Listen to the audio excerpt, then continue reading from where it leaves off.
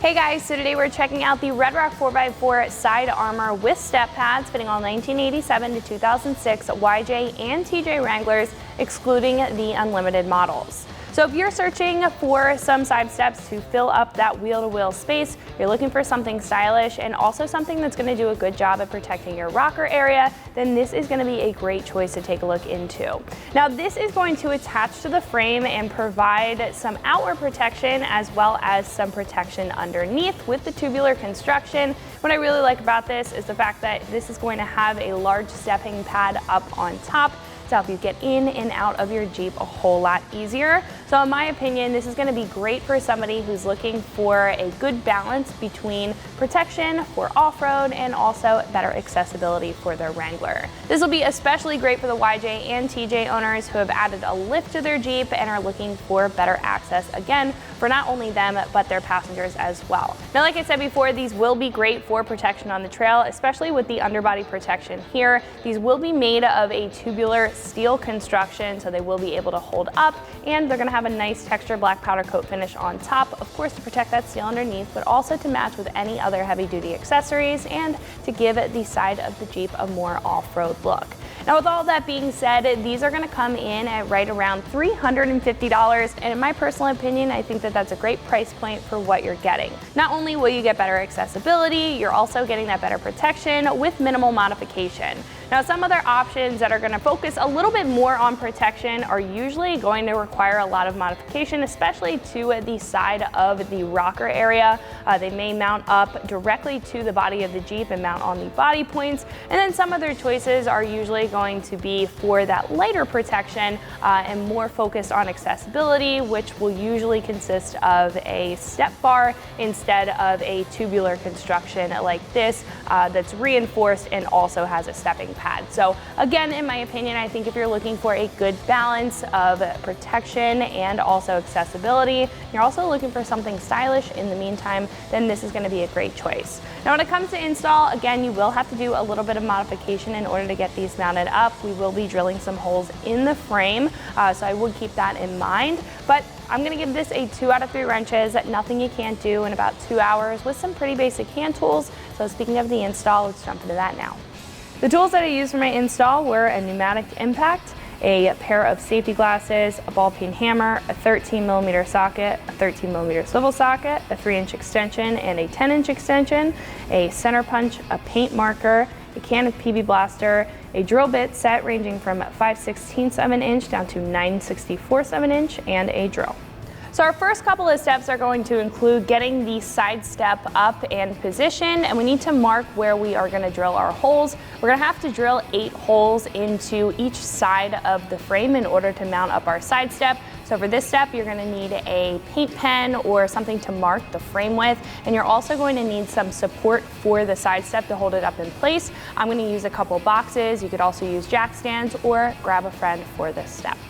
So like I said before, you will need to support the side step in order to line it up against the frame so we can mark for the holes that we are about to drill.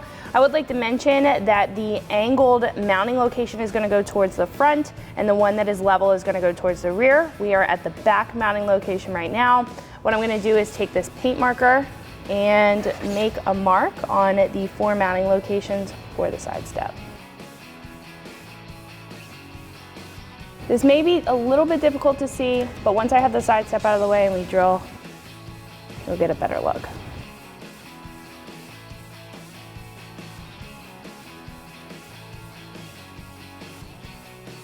So as you can see, the front mounting location is angled up because the frame does angle up as well. So we're just going to continue the same process and mark our mounting location.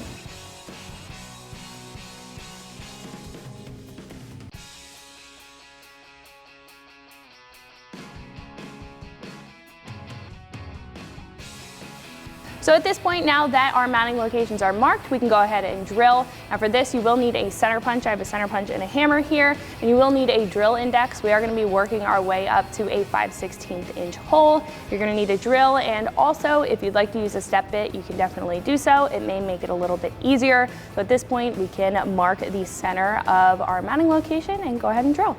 So first I'm going to take the center punch, Just line that up with the center of the mounting location and take the hammer,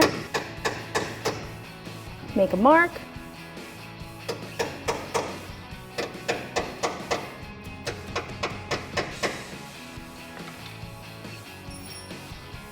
So once we have the location of where we need to drill, what we can do is start with a smaller drill bit.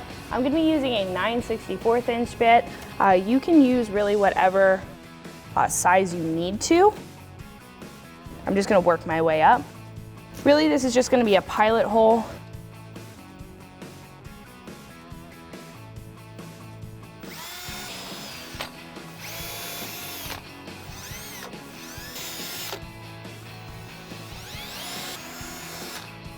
So at this point, I'm going to move up to a 3/16 inch. Like I said, we're just going to gradually work our way up to a 5/16 inch drill bit.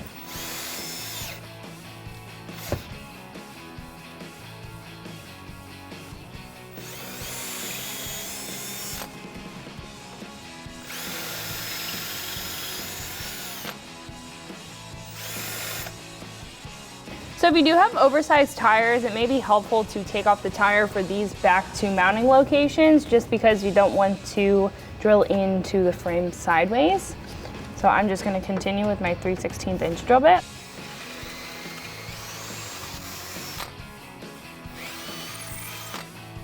Work our way up to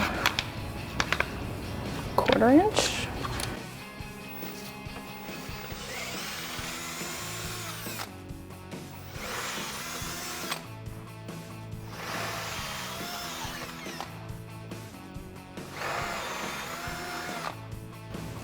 And then last but not least, we can use our 5/16 inch drill bit.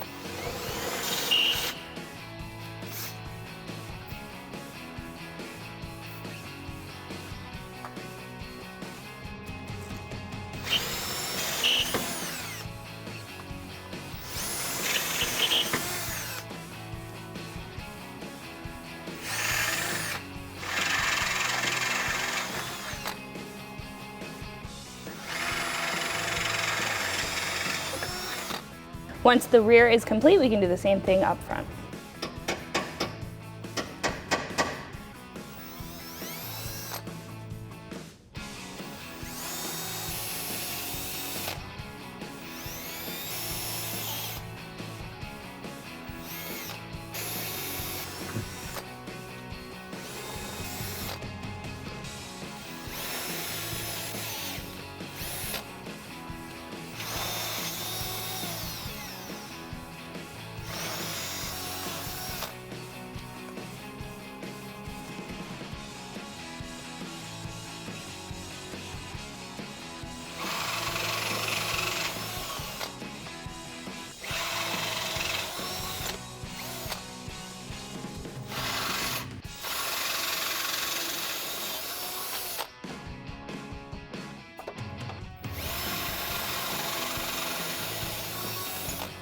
So what we can do at this point is mount up our side step. So for this, we're going to line it up with the holes that we just drilled out.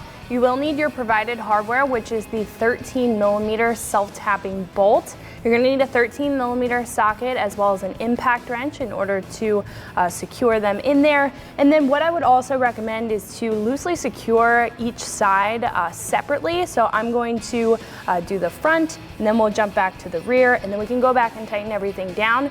You're going to need support, whether that's a friend or the supporting box or jack stand that you used before, on one of the sides in order to get everything lined up correctly.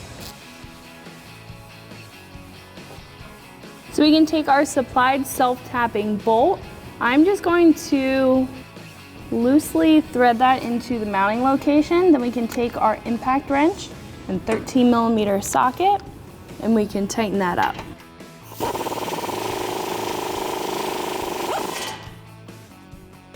So after this bolt is tightened up, what I did was just backed it out a little bit after the threads were cut.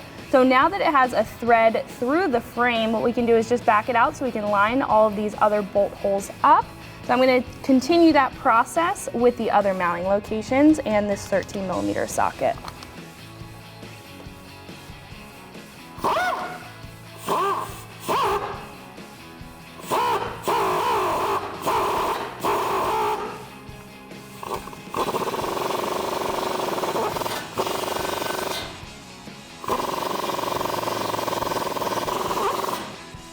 So after the front is complete, we can start on the rear. We're just going to do the same thing.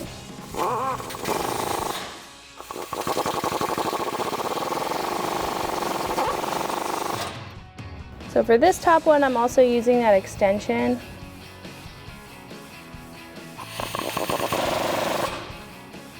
So for this one, you may need a 13mm swivel socket just because there is a curve on the side step here. Now at this point, when everything is attached, what we can do is just make sure that everything is tightened down, and then we can repeat that process on the other side. So at this point, we can take a 13mm socket. I'm using a swivel socket, and I'm also using a longer extension. It may just depend on how much room that you have, but I'm gonna use that 13mm socket and tighten those up.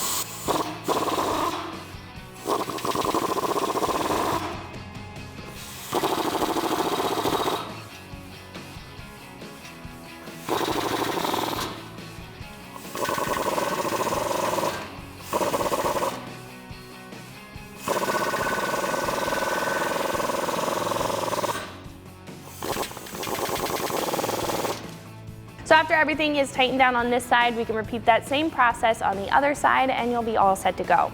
So that is going to wrap it up for my review and install. Make sure you like and subscribe for more videos and products just like this, and always keep it right here at extremeterrain.com.